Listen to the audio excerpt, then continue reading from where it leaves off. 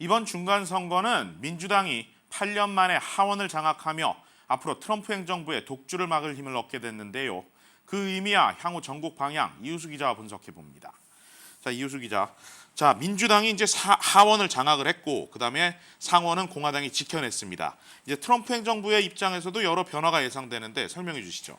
네, 이번 중간 선거에서는 공화당 우세 지역이 민주당으로 뒤집힌 경우가 많았는데요. 네. 이는 트럼프 행정부에 대한 견제를 원하는 시민들의 민심이 작용한 결과라고 볼 수 있겠습니다. 네. 앞서 말씀하신 것처럼 트럼프 행정부를 견제하는 힘이 생긴 것이라고도 볼 수 있는데요. 네. 오히려 공화당은 상원을 지켜낸 것이고 오히려 승리를 거두었다는 식으로 자체적인 위안을 하고 있는 상태입니다. 네. 이는 비록 하원은 잠식당했지만 연방 상원의 힘도 무시할 수 없을 만큼 주요 정책에 굉장히 영향을 미치기 때문입니다. 네.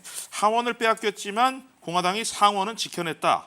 어떻게 의미를 둘 수 있는 겁니까? 네, 상원은 관료와 연방 판사 임명 명의 동의, 외국과의 조약 승인, 그리고 군대 해외 파병 같은 굵직한 이슈들을 다룹니다.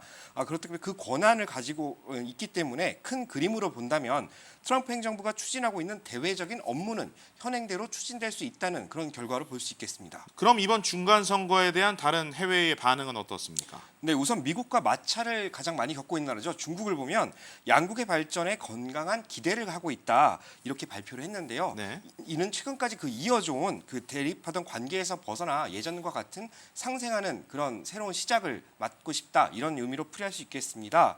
일본의 경우 오히려 이번 중간 선거 결과를 약간 비꼬았는데요. 네. 워싱턴 행정부가 뒤틀렸다는 내질의 국회라는 표현으로 신문에 나왔습니다. 트럼프 행정부의 외교와 무역에 또 큰 장벽이 생겼다는 식으로 약간 부정적인 이미지고요.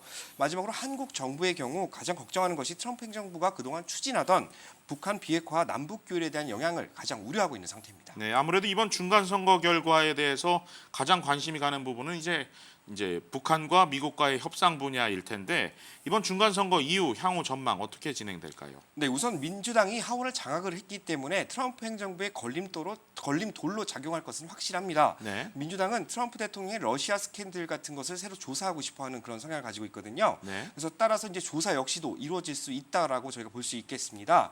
또한 민주당이 하원을 장악한 상태이기 때문에 트럼프 대통령이 진행하고 있는 북한 비핵화와 이런 핵 협상, 남북 관계 문제 등이 약간 지연될 수 있다, 아니면 방식이 바뀔 수 있다고도 저희가 볼 수 있겠습니다.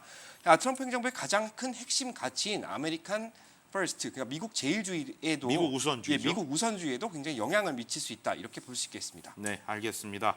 지난 2년 동안 추진됐던 미국의 주요 정책들의 변화가 있을지 지켜봐야겠습니다. 이우수 기자였습니다.